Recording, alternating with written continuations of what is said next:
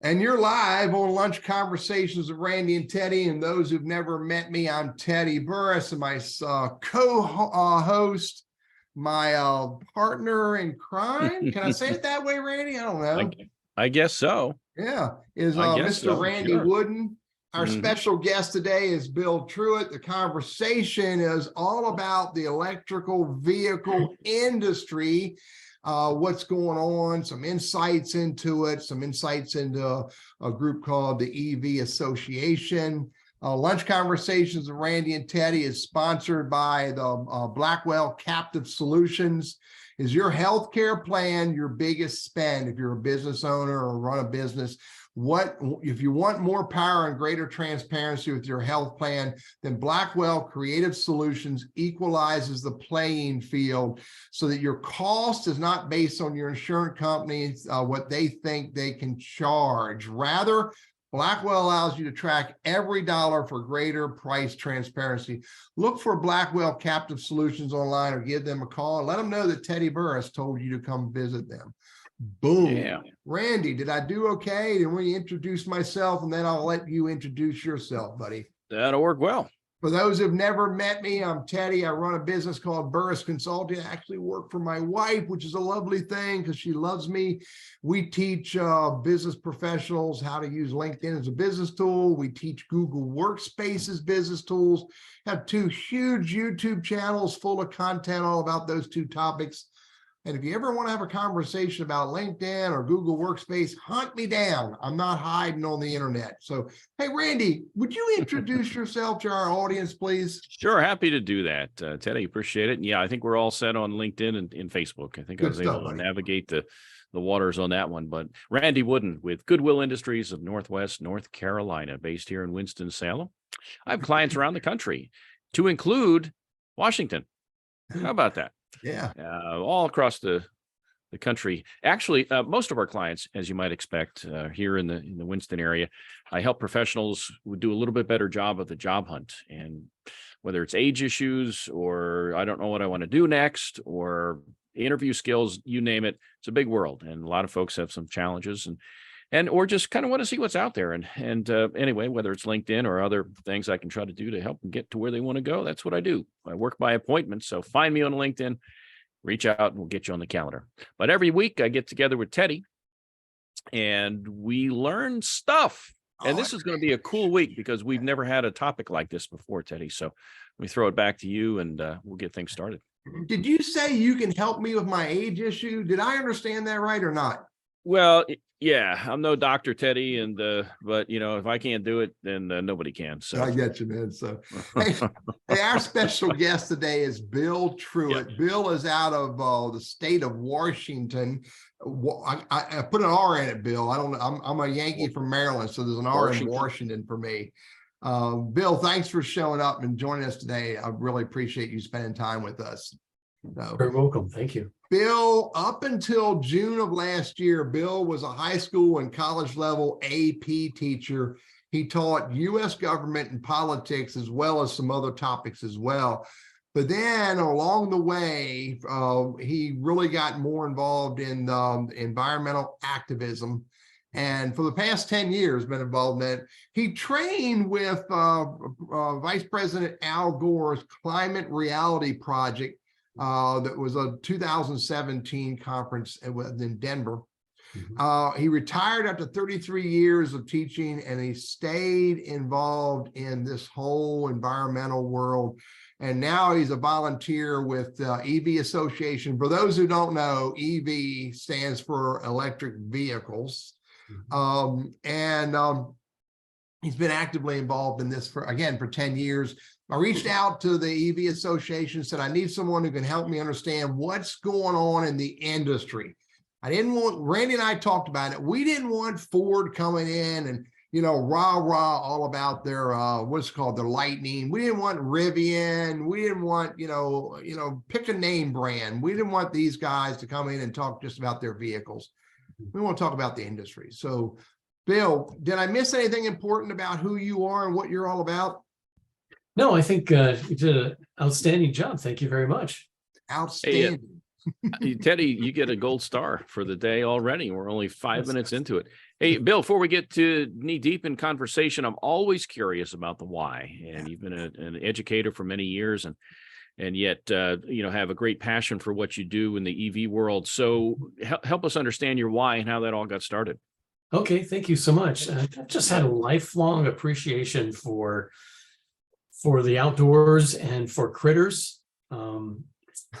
Even now, when my wife and I do our walks in our neighborhood, last couple of years, we've seen an influx of wild rabbits. And we live in a green belt right now, and we overlook trees that bring in every type of woodpecker, and including the woody woodpecker type, the pileated. We have deer, we have coyotes. Recently, I saw a bobcat, and so these things have always attracted me. Always taken my time. I like hikes. Living in the Northwest, we've got huge snow-capped mountains. Mount Rainier, Mount Baker is the one that I'm closest to now. Mount St. Helens, which blew its top the first day that I worked in radio. I worked in radio when I was in college, and Mount Adams too. Glacier Peak is a 10,000 plus foot volcano as well. Yeah. So added to this, I started paying attention to some of the environmental issues, and what struck me was that we're in a crisis, and it's threatening all of these creatures. To give you an idea, and this was news to me last year, I found out that of all the mammals that are on the planet today, what would you suspect would be the wild animals, the lions, the tigers, the bears, the coyotes, and all that? Believe it or not, it's only 4% of all the mammals in the world, land mammals. I don't think that includes whales. Yeah. So it just seems to me the fact that we may in our lifetime see the last elephant, hippopotamus, spotted leopard. It seems to me that from what I know of the environment, everything has its place. Everything has developed to have a place in the environment, including us. And so I just think it's a moral prerogative to make sure that I do something about it. Yeah. So I have a phrase called learn, share, and do. So I've been trying to learn as much as possible and to share that, and then to do it. And do it doesn't mean just say, hey, electric cars are probably a good thing. We should probably move to them. It's like, okay, what electric car can we afford to purchase now and actually start on the road to electric transportation in our country? Cool. Mm-hmm. Yeah, I get it. We see it all the time, and I like your learn, share, and do philosophy. It's pretty cool, Bill. It's a powerful edict. It's one thing to learn, and the other thing is to take next thing to take it to that next level is critical. Hey, help me a little bit about who is the EV Association? Who are they, and what's their big projects that are coming up? Okay. Just change the name from Electric Auto Association to Electric Vehicle Association. And there are chapters around the country, some large and some small. The purpose is the same, and that is to communicate to our communities the advantages and benefits of electric vehicles, what's new, what's news, to be an advocate for policies that support the increased ability to use electric vehicles. So one of those, of course, would be charging stations. The projects that we do vary from location to location, but kind of the big thing that we all tend to do is to provide some electric car shows. So here in Snohomish, we're about 1.5 years old, and we've done 4. The first one was just with 3 vehicles, and that was in our school parking lot. And then we've done 3 where we've had about 20 different vehicles. And what's cool about that is that there are a variety of new ones. we've been lucky to get, the brand new electric vehicles off the transport and into our show, as well as some of the older ones. So we get people who have experience and can show others what the new ones look like. And then people who have been EV drivers for a while who can say, here's what my experience has been. Yeah. There are two big annual shows. The first one happens on or around Earth Day, which is in April. And then the next one happens in the fall, around the month of September. And the sponsors of that include the Electric Vehicle Association, Plug-in America, and Sierra Club, and a few others as well. Cool. Yeah. I went to an annual community show not too long ago, just an event, an annual community event. And their EV association chapter brought 140 vehicles, including the newest Thomas built buses, electrical bus, to that show. It was a huge component of that annual event. And I'll tell you, I spent 3 hours walking around and talking to people. It was very, very interesting for me to discover not just the newest Ford or the newest, pick a vehicle, or, but what people are doing with it. So it's pretty cool. Let's talk a little bit about, and by the way, if anybody has any question for Bill, or thought or idea about the Electric Vehicle Association, the industry as a whole, drop it in chat. Randy's job today is to monitor the chat, so he'll take care of that. We'll do it. Greenhouse gases. I mean, part of the solution that the EV industry is helping to overcome is greenhouse gases. Mm-hmm. Talk a little bit about the two big components that create that, which I think are vehicles and airplanes. Yes. Overall, in the United States, it varies by where you live in the world, mostly having to do with where coal is the primary source of power.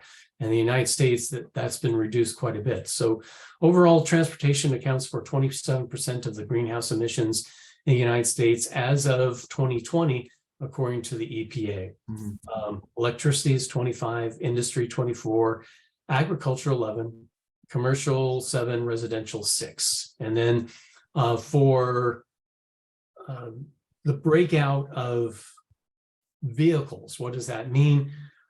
Light duty vehicles accounts for 57%, and light vehicles refers to the cars and trucks that we own in our neighborhood.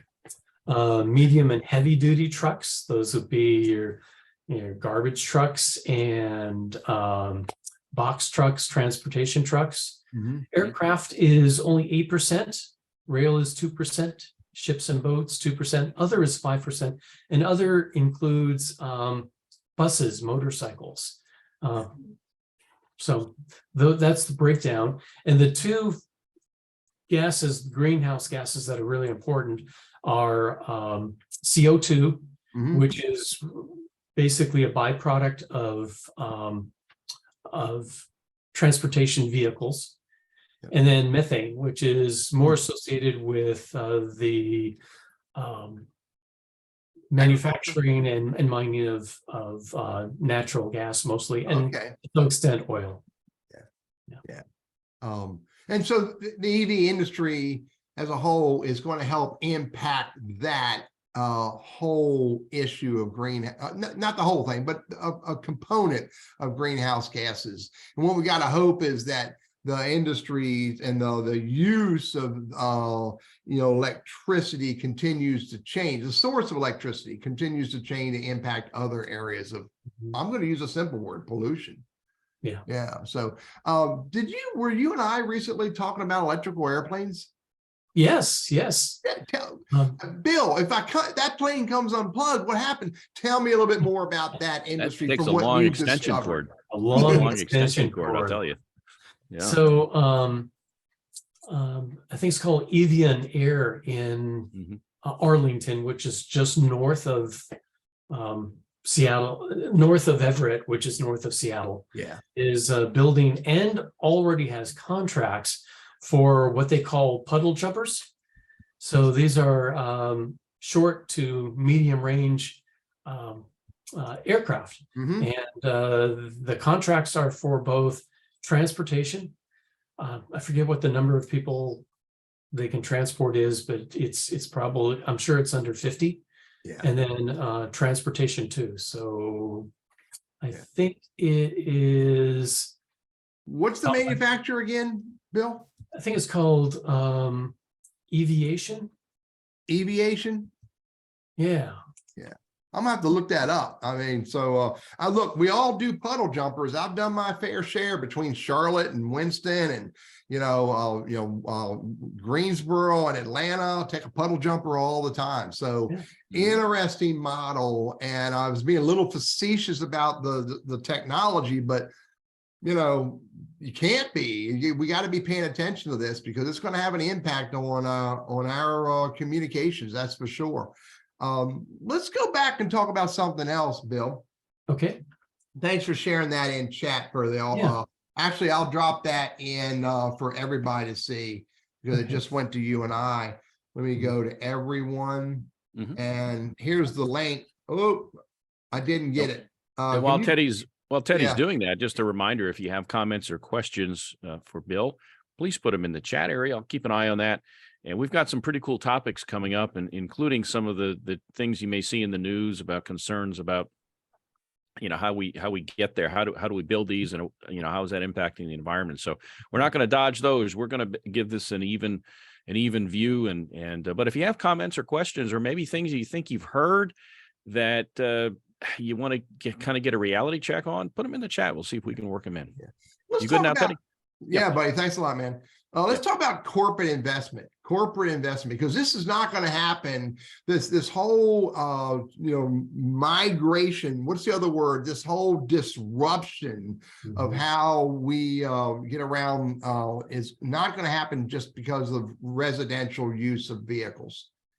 It's going to have corporations are going to have a significant investment in this. Talk a little bit about that in the context of EV.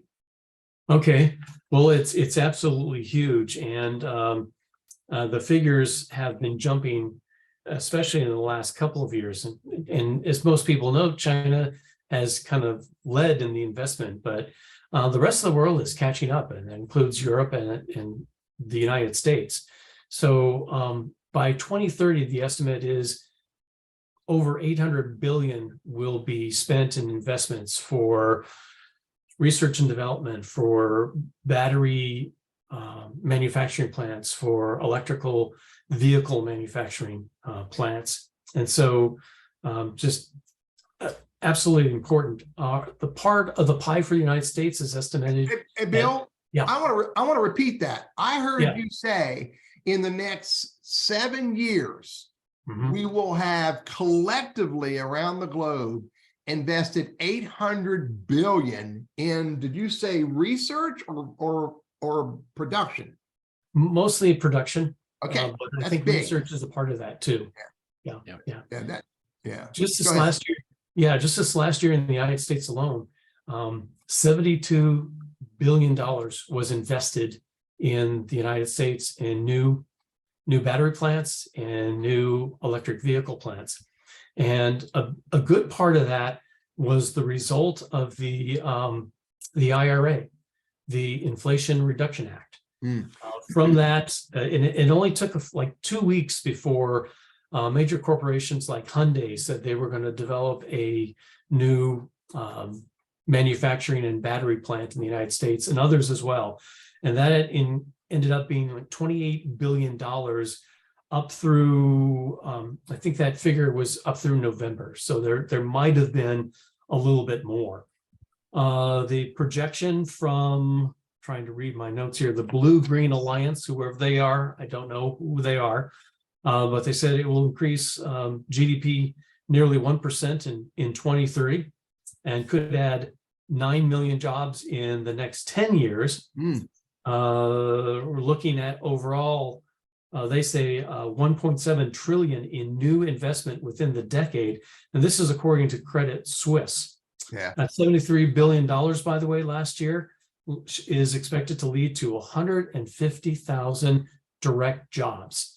and more jobs that are associated to provide services to those 150,000 with new jobs. Randy, you got a Yeah, thought? just that you talk about batteries. And was it Honda? No, I think that's it's, Honda I think Jet. it's Toyota. Oh, Toyota's doing the battery production The Toyota, around here. they're building a big battery plant here in the Triad area. So that's news in our local area that kind of ties into what you're talking about. Listen to the other number that Bill threw out that came from the Blue Green Alliance, 9 million jobs in the next 10 years. You know, we're looking at this whole wave of, you know, Randy and I, Bill, you may or may not know, are getting involved in the career search, career transition, job search world. Randy works for Goodwill Industries, and he's knee deep in that work every day. You know, we're having people who are losing jobs every day, and we say on a regular basis that if you do it right, you can lose a job today and get a better job tomorrow. If you do it right, you know, not everybody, but you do it right. 9 million new jobs in the over the next 10 years in this whole industry. Right. You know, so this is powerful. And so corporations are playing a big role in not only the production of electric vehicles, but the infrastructure, the designing, et cetera, et cetera. Bill, anything else from corporate investments? Well, I think what is important to realize, you know, okay, why do this? Yeah. Is the world being taken over by, you know, a bunch of tree huggers just by me? And I think there are some clear advantages.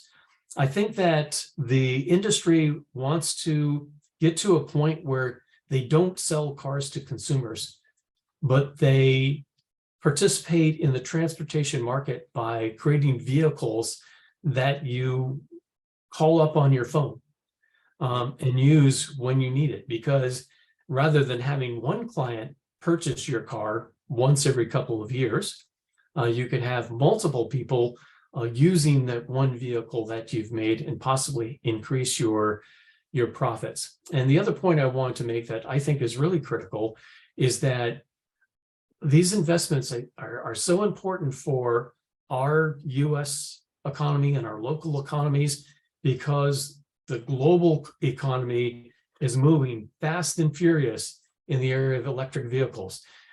China is the big competitor now. You know, when we remember in the 70s what happened when gas prices shot up, and all of a sudden our beautiful big vehicles with lots of iron and lots of fins and siling, all of a sudden the consumer was looking to save $1 because they needed to for their budgets. They started buying these newfangled cars with names like Honda and Toyota. And that was kind of a new Hyundai and Nissan, et cetera, et cetera. Yep. Right. So what's happening now, and in most, I don't think that most Americans have been aware of that, but the Chinese have been selling like 55% of all the electric vehicles in the world.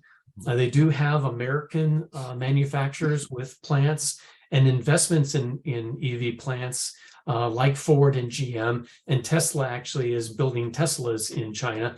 But there's like over 400 electric vehicle manufacturers on the books in China, and some of the big ones now, they are starting to export, and they're exporting to the European market and other Asian markets. And you know, GM and Ford, what remains of our own homebred transportation corporations, they are global transportation companies, right? And so they are now competing with Chinese brands around the world. And that's going to be in the United States. In fact, China bought Volvo from Ford. So technically Volvo is a Chinese company. And they also have a 100% spin-off division called Polestar. We're selling Polestar 2s in our country this year. And it's a four-door sedan. It's a very nice looking vehicle. The SUV Polestar 3 is due to be shipped by the end of the year here in the United States. So globally, compete or, you know, don't exist. Yep, I get it. Got it. Price Randy, point, yeah, price point's kind of a big deal for a lot of folks, and you know, the Absolutely. perception. Again, you know, I'm a layman in this thing, and I read stuff and I hear things on both sides, and everybody's barking and making noises. And one of the things I want to hear is like kind of what's the real thing, you know, what is the real deal? And I think look back, you guys were talking before we went on air today about computers and how many floppy disks it took to load up Microsoft back in the day. And I think about computers and, you know, thousands of dollars, and now you can get them for a couple, $300 that'll do amazing things. So I'm guessing, and correct me where I'm wrong here, but right now, a lot of the electric vehicles are pretty pricey. Right. And so how is that price point, you know, where do you see the price getting to where the average Joe can afford it? Okay. Yeah. Well, Where are we at on that? Yeah. I think we're getting there. Yeah. I think that, you know, anytime there's a new technology, especially when established businesses are transitioning to the new technology, there's a lot of investment, new facilities, new supplies that need to be established. And so the strategy typically is to go towards the luxury market, because you can ask for more money and have a higher, hopefully higher profit margin. Whereas when you go to the less expensive vehicles, you're talking less profit. And so you got to sell a lot of those. So in preparation for ramping up, I think that's why we see the luxury brands are the ones that are selling, you know, the new vehicles, the highest percentage of new vehicles. GM is trying to bring that price point down. And we see that already with the drop in prices for the Bolt. You know, it's a very small commuter car. And so that's down to the mid-20s, low 20s. And they dropped it $6,000, I believe, last year in 2021. So it was under $30,000. The Nissan Leaf, the original electric vehicle sold in the United States, dropped their price by $4,000. So they're in the mid-20s. So we're seeing that price point come down. GM is going to be hoping to introduce the Equinox in 2024, and the end of this year, the Blazer. And they're hoping that their price points will be lower than what the other ones are, like the Tesla S, the more expensive brands that we're familiar with, Volvos, and like the Rivians are very expensive too. So that's part of it. The big part though is the cost of the battery pack. Yeah. And for in the last 10 years, I think prices for batteries and battery packs have come down substantially, over 65%.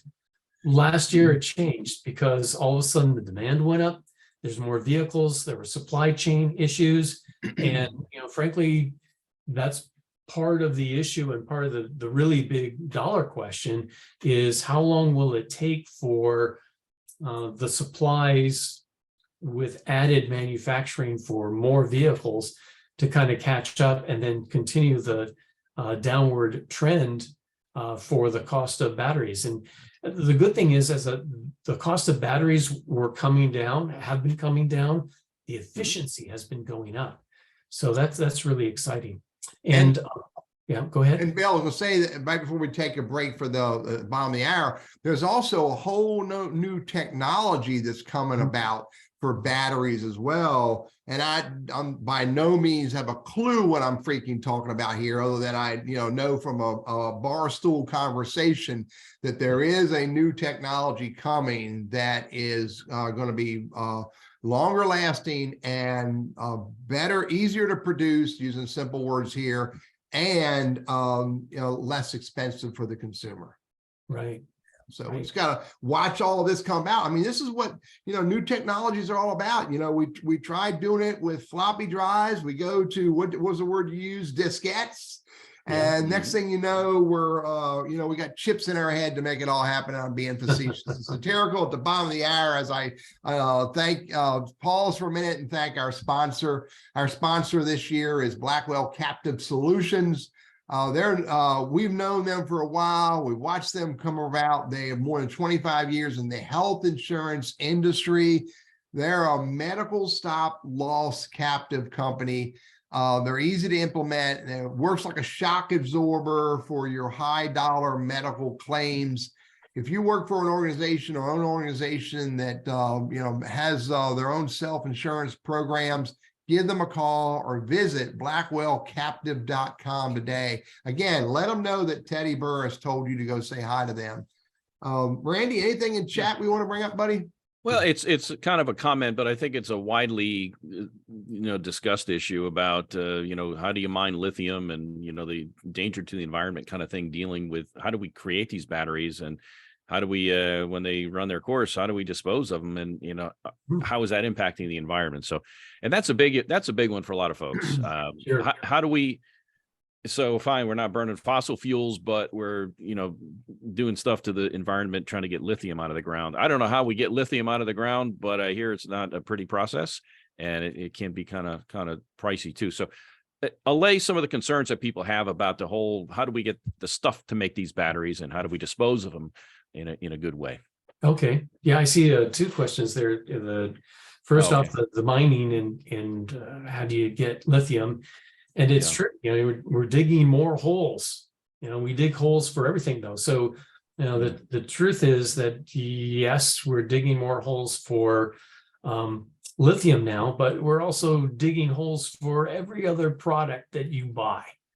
So, gas cars, for example, just in catalytic converters alone, there are rare earth minerals. We're digging holes for that. We're digging holes for the metals that are in your appliances that help build our buildings, et cetera, et cetera, et cetera. Cell phones, TVs, all those things. So we continue to do that as our population increases. So good news on the forefront is, as Teddy was alluding to, there are new technologies that are doing two things. First off, they are making the lithium batteries more efficient. And number two, we're finding alternatives to cobalt and nickel in particular. I'm thinking of one of those new companies that is developing a factory in Michigan. And they're actually doing two, but one is in Michigan, creating batteries. And it's called ONE, or ONE, and it stands for Our Next Energy.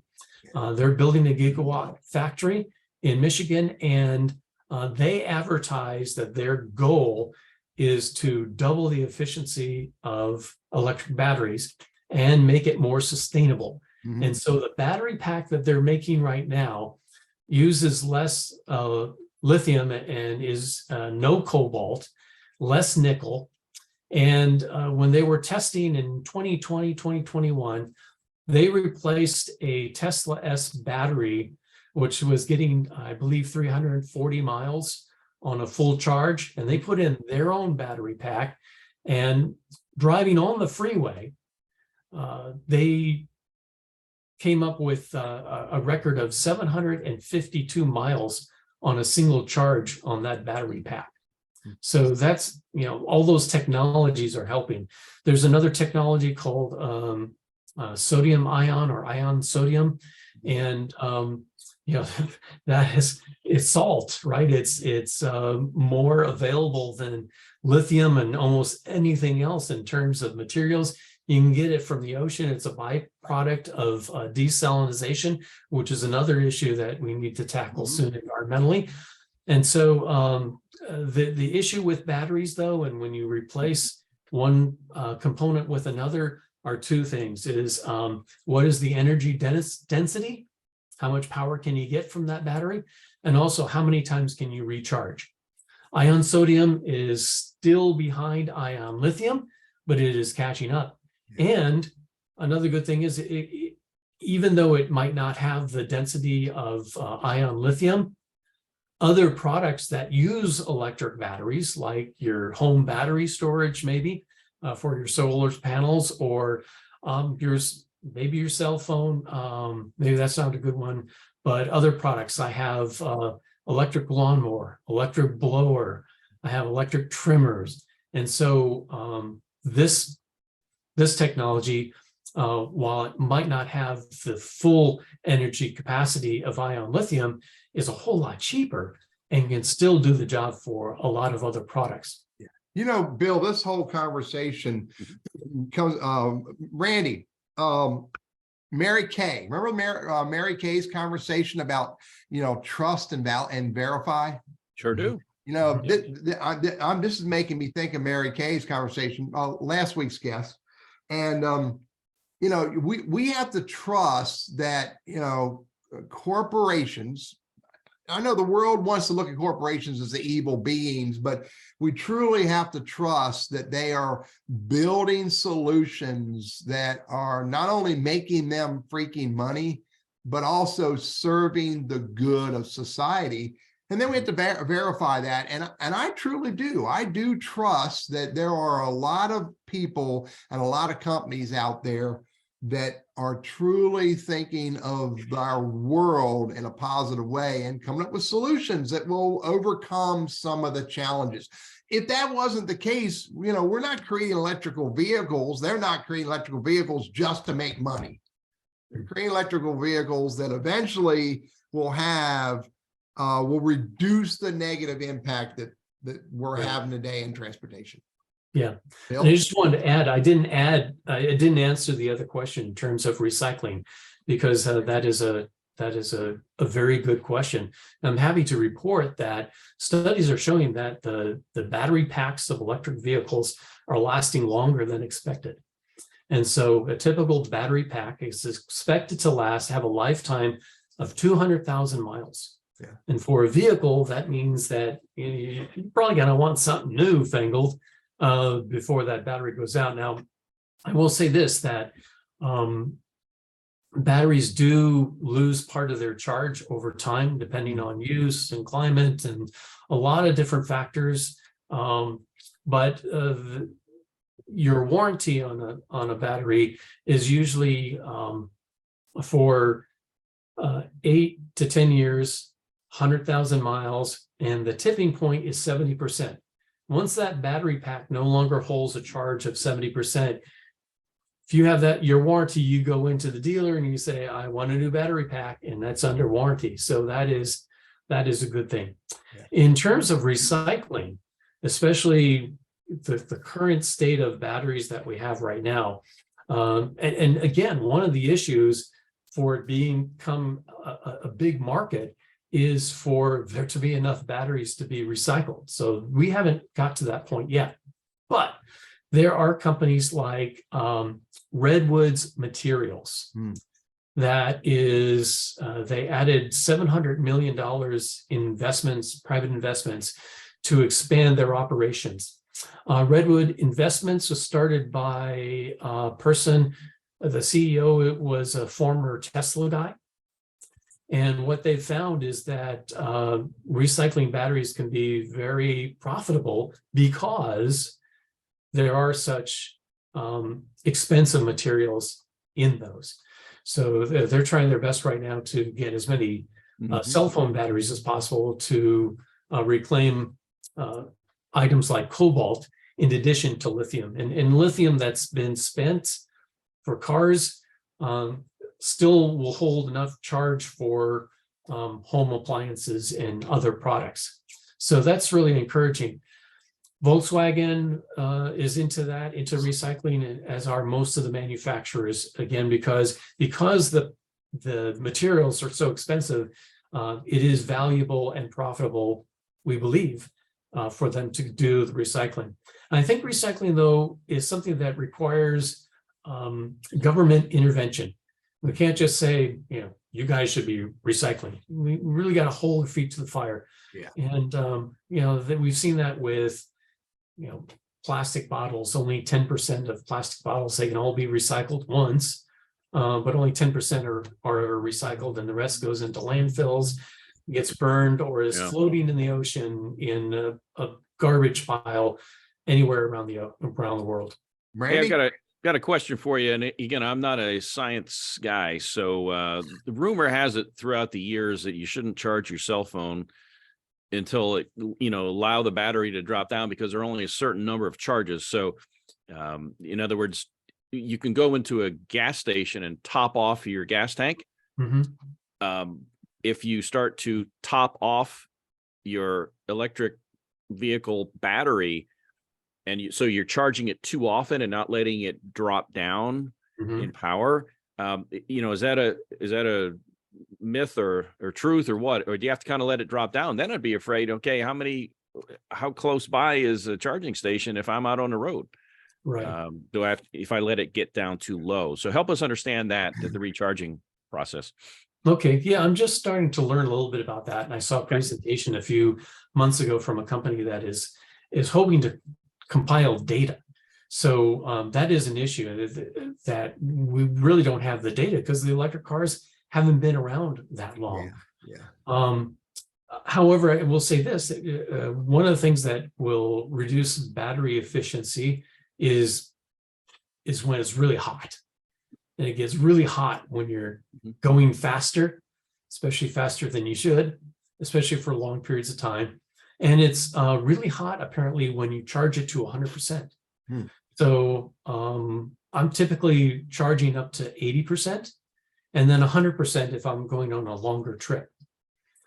And then I haven't used chargers on really long trips yet. I haven't gone that far. But one of the things that you want to do is you want to manage your charging so that you're not down to almost 0% and you have to wait a longer period, but make maybe a few more stops and charge a little bit each of those times. What was the other point I wanted to make? 100% hot charging. So topping it off is I guess okay, but you don't want to top it to 100%.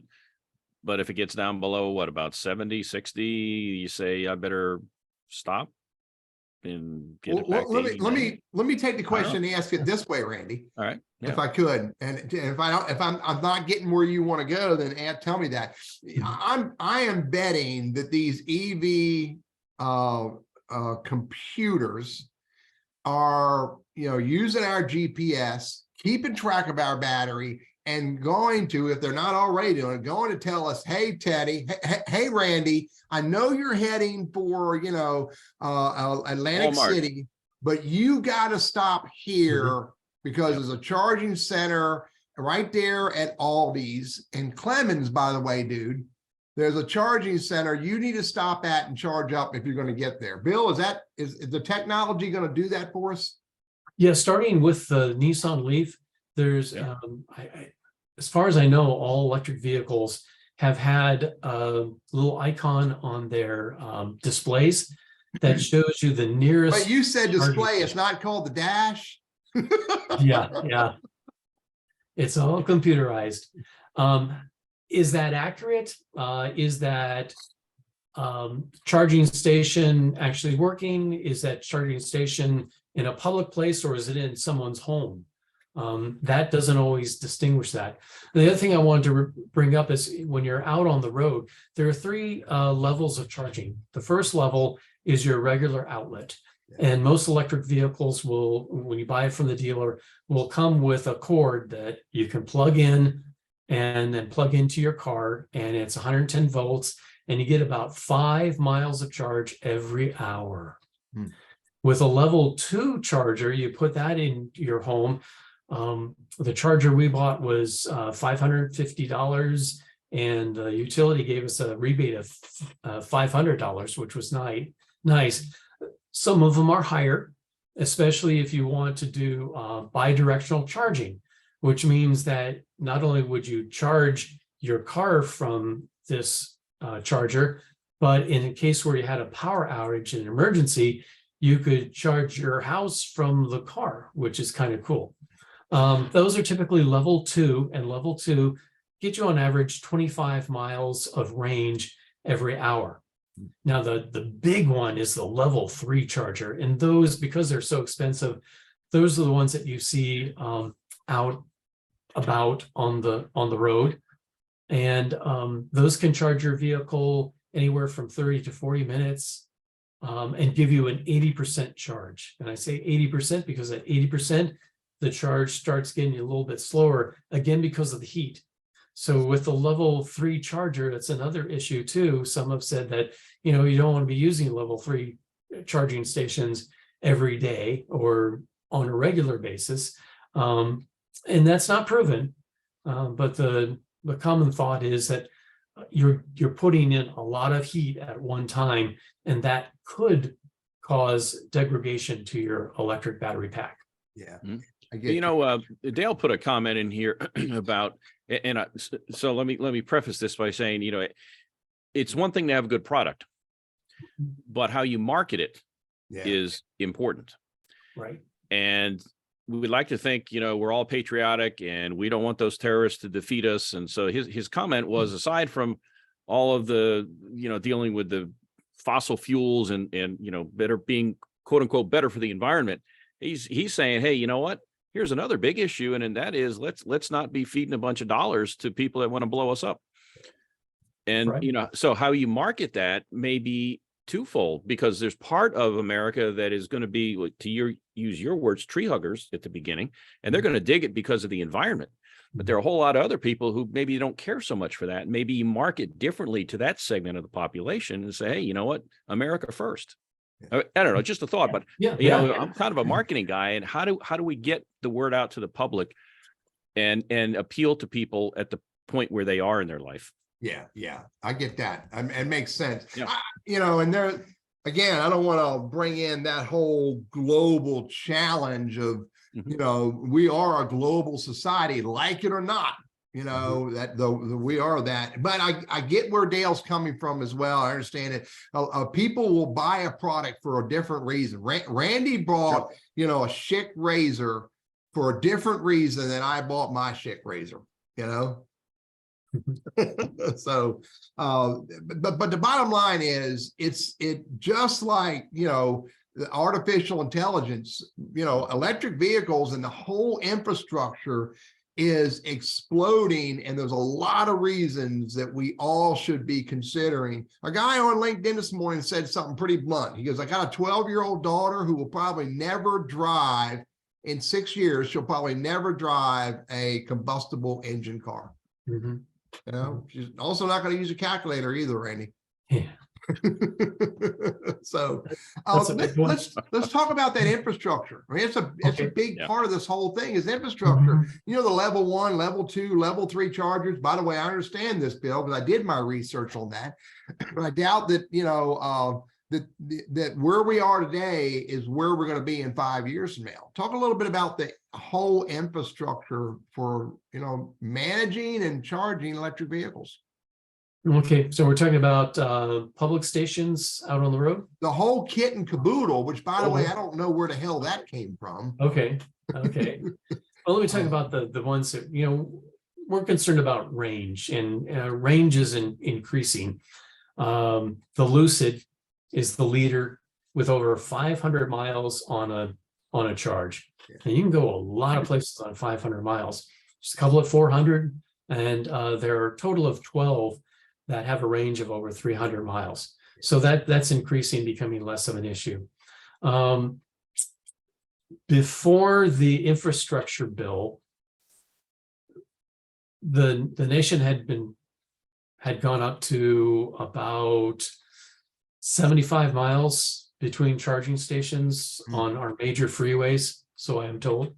Yeah. On the West Coast, we've actually had a West Coast alliance between Washington, Oregon, and California, which I didn't know about. And we've had that for 10 years.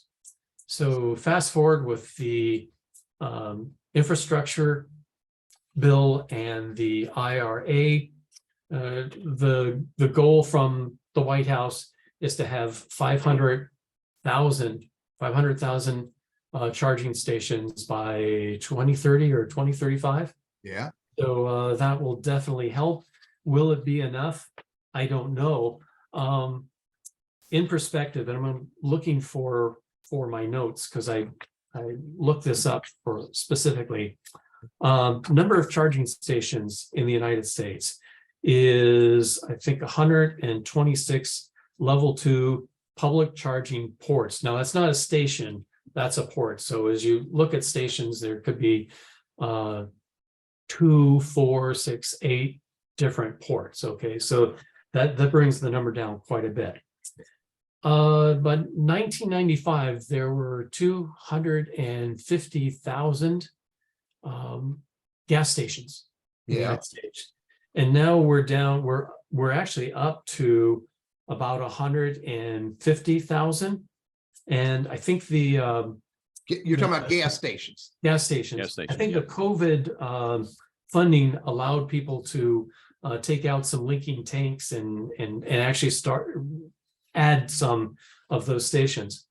But what I thought was really interesting is that there's over a million, 1.5 million charging stations in people's homes. Because 80% of people who buy an electric vehicle purchase a Type 2 charger. You almost have to. Yeah, you do. But compare that to how many people have gasoline filling stations in their home. Probably not too many. So that is a really big deal. But the other big thing too is, what is the average commuter? What's their average commute? Very few people commute or travel daily in a vehicle, more than a certain amount of mileage that they can't deal with charging their vehicle every day.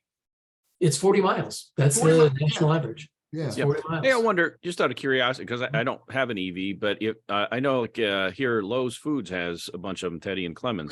Right by your car wash, dude. Right by my car wash. But how do you pay for that? Is it just like you pay at a gas pump? Basically, you get X amount of wattage or whatever, and it costs X amount, or how does that transaction work? Right, and it's typically more than your home chargers because someone's trying to make a profit. Right. Bless them. There are different charging companies, and right now none of them comes to mind, which is not good because Tesla's one of them. EV, what's that? Tesla's a charging station. They have Tesla chargers. Yes, Teslas are pretty are out there quite a bit. But typically you can go up and use your credit card, or you can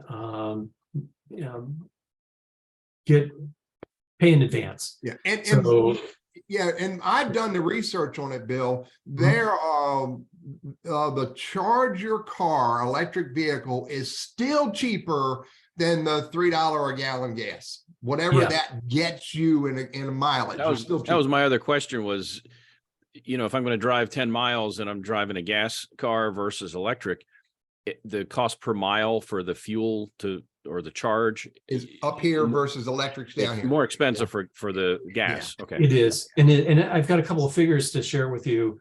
What does it cost to charge your car? So I mentioned I have a Kona EV. And here in Washington State, or at least with our utility, it's 10.47 cents per kilowatt hour. And so it's a 64 kilowatt battery, which means to charge up from 0 to 100%, total cost of filling up is $6.70. For a Lucid Air Dream, it has a 118 kilowatt battery. The same price per kilowatt. It's fill that up for $12.35.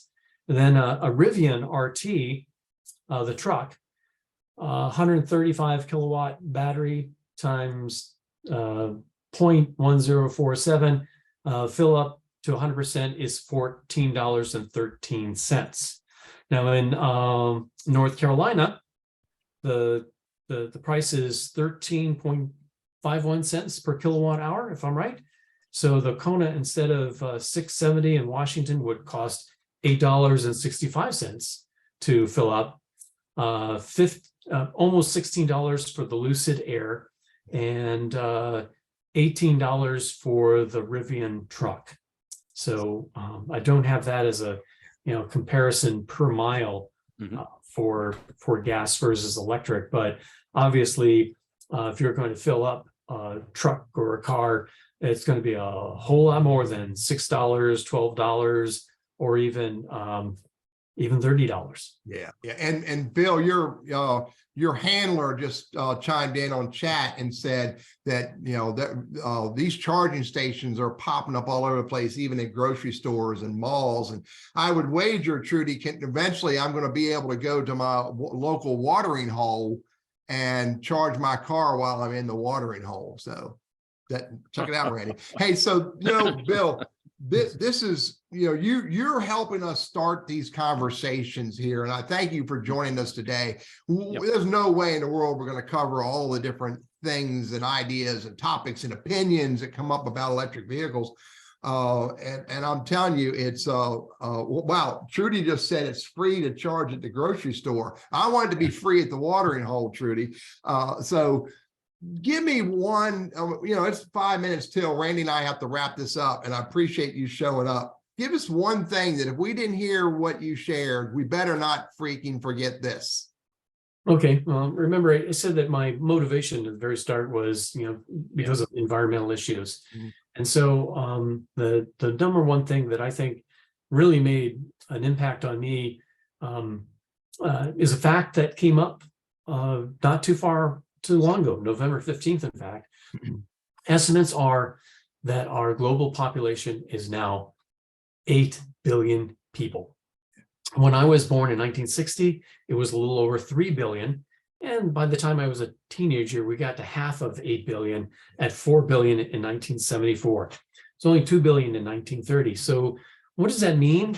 It means there are more people needing and wanting the limited resources that we have on this planet.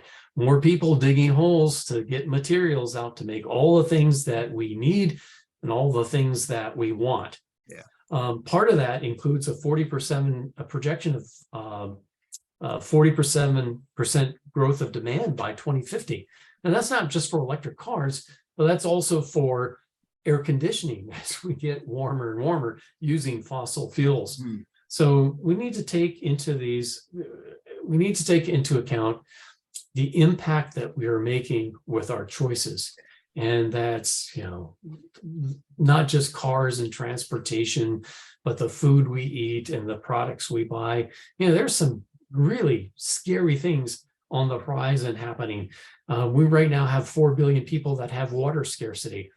Just recently, and I didn't know this until I heard the news, but there's a projection that the Great Salt Lake will collapse environmentally in 5 years because of how the water has been used in the Great Salt Lakes. It wasn't even on my radar. Yeah. We know that increasing temperatures has an impact on crop yields. So how long can we grow crops? Because I like food. I'll be honest with you. So those are important. Bill, I want to continue this conversation at some point. We're running out of time. Bottom line is, if we don't make changes will happen for us that we don't want. Right. Yeah. Right. That's the bottom for line. Our kids. Yeah. And then, or our kids and our grandkids. So Bill, again, thank you very much for coming on. Trudy, thank you for being in the audience with us today. Thank you to our entire audience. We love you guys. We love the engagement. Lots of conversations going on in chat. Randy and I do these conversations to bring ideas and topics that we all need to pay attention to. Randy, closing statements before I thank our sponsor and talk about our next guest? Yeah, well, just real quick, and that is, I think back to, when who needs a cell phone, or, why do we need an answering machine if I don't want to, and there's hesitancy to adapt and adopt to new technology. And part of that is, hey, we're comfortable with what we have, but unless or until we can understand what's in it for me and what's in it for others and what's our motivation. And now look everybody's got a cell phone, everybody's got this, that, and the other. So things change. And I think it's a learning process. So I appreciate you sharing the information today. I learned a lot. And again, I appreciate you coming on.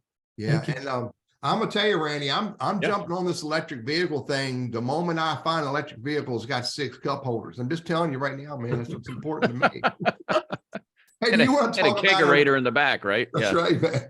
Talk about who our next guest is, our special Yeah, man. guest. Old college buddy of mine, Scott Sullivan, is going to join us. He's very well connected in the solar industry and understanding, solar, where it's been, where we are today, and where it's headed, and all the challenge. Kind of like what you did, Bill, talking about some things that people wonder about. Like, so how do we work through that? And we'll learn all about solar. And again, it's not going to be a rah-rah, solar's the greatest. We're going to try to balance that out and present both sides. But we'll do that next week. That'll be Wednesday, the first of the month. How about that, Teddy? We're into February. That's right, man. We keep moving forward, buddy. So again, Bill, thank you very much, man. We need to chat again and soon. So hey, Lunch Conversations with Randy and Teddy is sponsored by Blackwell Captive Solution. These are the folks that are all about helping corporations who have self-insurance, peace of mind, price stability. So if you have an organization you work with that either has self-insurance or is looking for that, you need to talk to Blackwell Captive Solutions.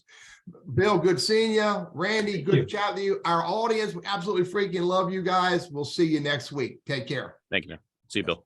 Goodbye. Thank you, everyone.